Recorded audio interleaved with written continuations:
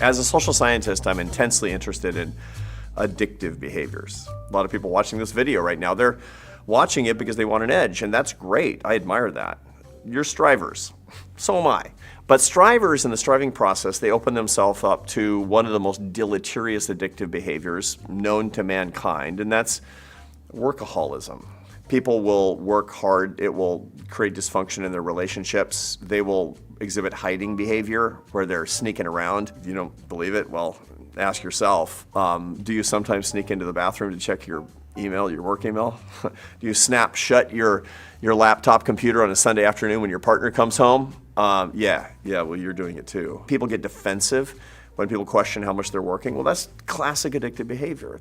Now, I have found in my own work that workaholism actually isn't the primary addiction. It's a secondary addiction. The primary addiction for most strivers is an addiction to success.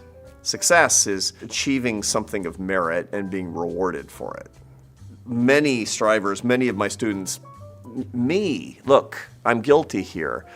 We feel fully alive when amazing things are happening and we're able to create value. And we don't feel fully alive when we're not doing those things, quite frankly. It's a real reward to see something come to fruition, to get that deal, to finish that book in my case, to teach a class that goes incredibly well, to get that compliment. A lot of that success addiction behavior is neurophysiological, as a matter of fact. You find that people actually get dopamine in a way. That's a neuromodulator that's implicated in all forms of human addiction, that they get dopamine specifically when they feel that they're succeeding at work.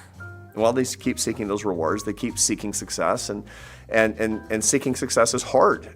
You have to excel, and you have to excel compared to other people, and that means you need to outwork other people, and that leads to the work addiction. The underlying problem is success addiction. Behind that, there's actually something even more profound, which is a tendency to reduce yourself to nothing more than a success machine. That's a problem. That's a moral problem, as a matter of fact. You're more than a success machine. You're not a robot. Neither am I. But when you see yourself as the most excellent person, so very special, you've objectified yourself. You've taken away a big piece of your humanity. Here's basically how I sum this up. If you're exhibiting workaholic behavior, you need to deal with it. But then the next question is, okay, how do I stop? How do I stop? Is there a 12-step program? Is there some detox center that I can get into? And the answer is no, although a lot of people do need to seek help from mental health professionals for this. The answer to this is to actually build your team on the people who are going to give you the opportunities to do things that are actually more satisfying than that. You need to actually take the people that you love the most and that perhaps you've been neglecting and ask them, what do you think I should do? What do you actually think I should do to instead of that?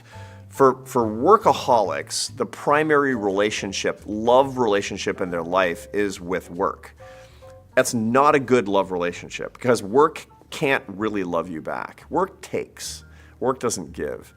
That means usually you need to cultivate the relationships with the people that really can love you back. Who are these people? Well, I recommend that people actually start to develop a serious spiritual life, a serious spiritual practice, whether it's a religious experience or not. That depends on different people. Maybe that means reading the wisdom literature, getting in touch with the Stoic philosophers, studying the works of Johann Sebastian Bach. I don't know, going back to the faith of your youth, but something that gives you a relationship with the divine.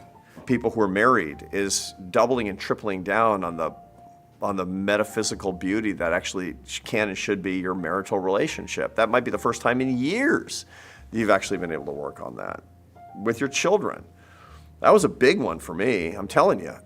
I can't tell you the number of times that I spent that 14th hour in the office instead of my first hour with my kids when they were little. Why? Because I had to be special instead of happy, right? Workaholic special, that's for sure. And they got revenge. You know what they did? They grew up. And I wasn't there for a lot of it. Well, now it's not going to be that way. I have deeper friendships than I ever had before, and I recommend that people actually start to develop these real friendships. The problem that CEOs have is they have lots of deal friends, but not that many real friends. Deal and real, you know the difference. Deal friends are incredibly useful. Real friends are useless. They're just people who love you. cultivating those friendships can be the most exciting adventure that you've had in a really, really long time. The bottom line is basically this.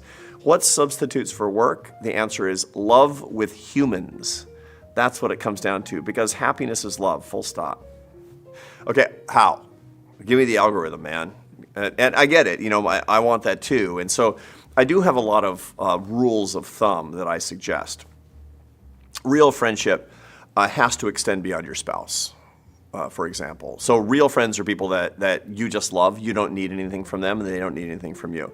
You really are not going to be getting the benefit that you need from your relationships if your only real friend is your spouse. And that's typically the case with a lot of strivers. So making real friendship, what we call companion in love with a spouse, is critically important, but you need at least one more person. And so working on that is critically important. Only one more is it might be the right number for introverts. Extroverts, on the other hand, need more friends than that. Start with your spouse, if you're married, then move on to 1 or 2 or 3 people with whom you can make a real connection and start investing in that relationship. And that means if, that person lives in Atlanta, get on the plane, man. Get on the plane.